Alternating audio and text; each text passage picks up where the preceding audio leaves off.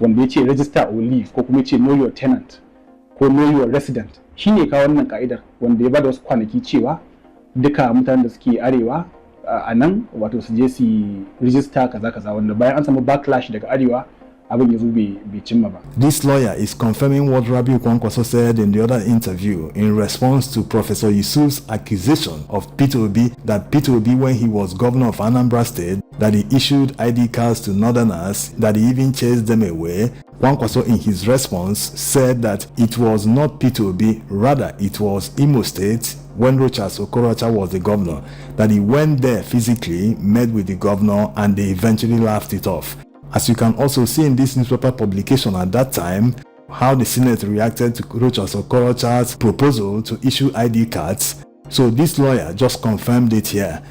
All these are coming after Kwankwaso granted another interview where he urged people to politically attack anyone spreading false narratives. That's attack them with the right information, show them the proof, even go as far as insulting them because you know they are lying.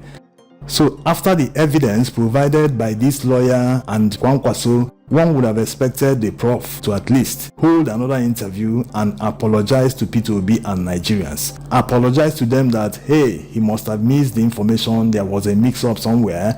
Who knows where he was at that time when it happened, because it shows that he wasn't around. He wasn't aware of what happened. That was why he's spreading the narrative that it was Peter Obi that did that. Peter Obi never did anything like that. Remember that this issue came up in 2023, it was debunked, and now a professor is still spreading the same narrative. The evil that men do lives after them. The good is often interred with their bones. I say this because we are going to interrogate and question.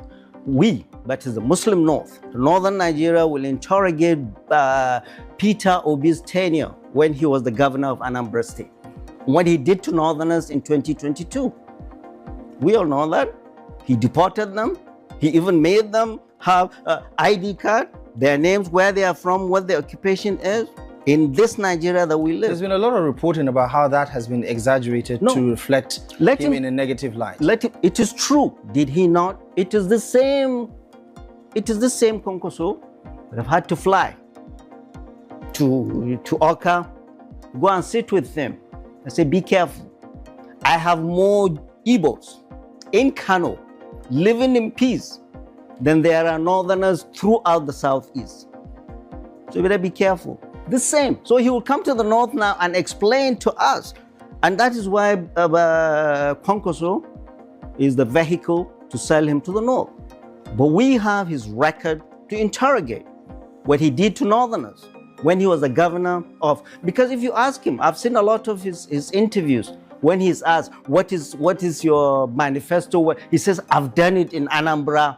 I've done it in Anambra. I've done this. I've done this. So Governor Peter Obi, yeah, we've seen what you've done in Anambra State when you are governor, vis-a-vis how you treated us, people, our people in the north. So instead of apologizing, because it has become very clear that he lied against Peter Obi, he went ahead to petition the SSS against Kwankwaso, claiming that he's threatening his life. So this is how low we have come. Our political elites are shameless people.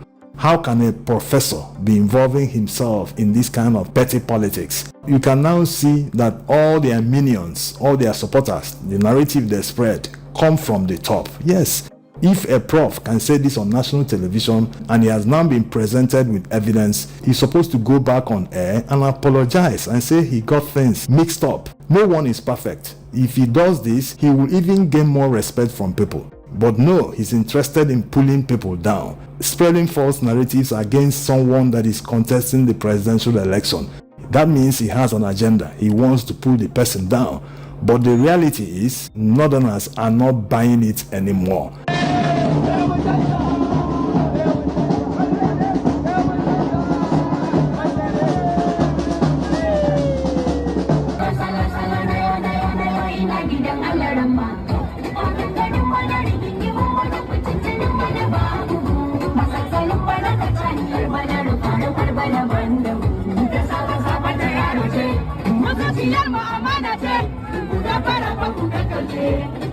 Para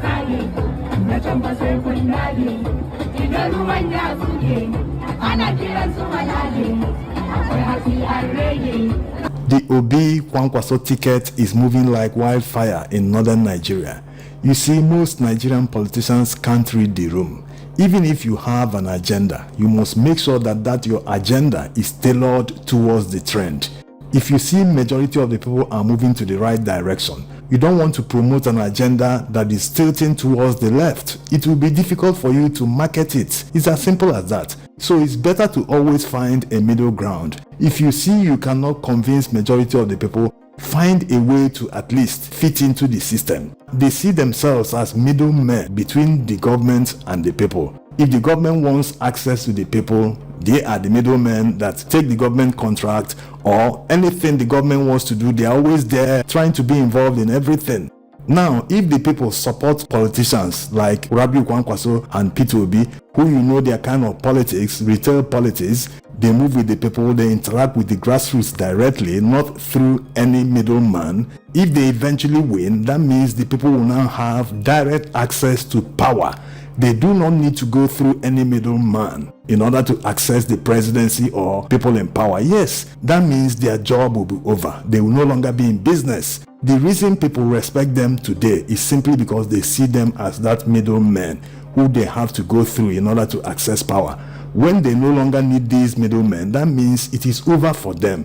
They need to read the room. Nigerians are tired. These middlemen were the ones that promoted other candidates that failed to the people. These middlemen promoted Muhammadu Buhari. This Professor Yusuf served under Muhammadu Buhari's administration. So he promoted someone that failed not just northern Nigeria, but also Nigeria as a whole. The same man is now promoting Atiku Abubakar, who many believe will be like Tinubu. So he doesn't understand that he needs to pipe low. He needs to follow the trend. If he sees where people are going, that's where he's supposed to go. To continue to be relevant in the future, that's how he's supposed to work. But they always want to promote their selfish interests, that's their agenda. They don't think about the people. They are thinking about themselves, where they will be, what position they will hold if Atiku wins or whoever they are supporting. This is all that matters to them.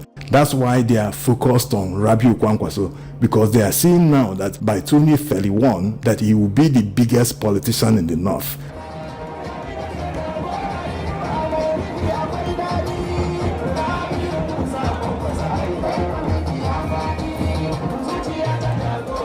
Rabiu Kwankwaso is already loved in the north, and going by what he's doing today, he's promoting himself in the south and getting loved in the process. So by 2031, he can count on southern votes and northern votes. How many other northern politicians will be that popular by 2031?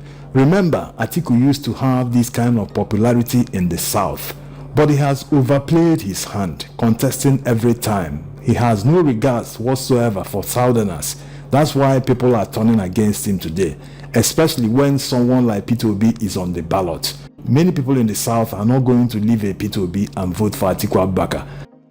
So Atiku knows he's going to lose southern votes this time around. That's why they are trying to diminish whatever impression Peter Obi and Rabiu Kwankwaso are making in the north, so as to have the north as his base. If he is able to win the north, that will guarantee that he will contest in the second round, because it's looking like this election is not going to be won outrightly by one person. That's if Nigerians stand their ground and defend their votes. The way they are writing results in the primaries going on in APC, they are testing the waters. That's what they are going to do on election day. In order to stop this, you must stand your ground in your polling units and follow the election results to the last collation center you can go to. This is simply the only way to defend your votes. Don't rely on anyone to defend a vote for you. Atiku Abubakar has never defended any vote. Neither Tinubu has ever defended any vote. It is you that is the voter, the citizen of Nigeria, that is going to stand your ground and defend your vote. It's as simple as that.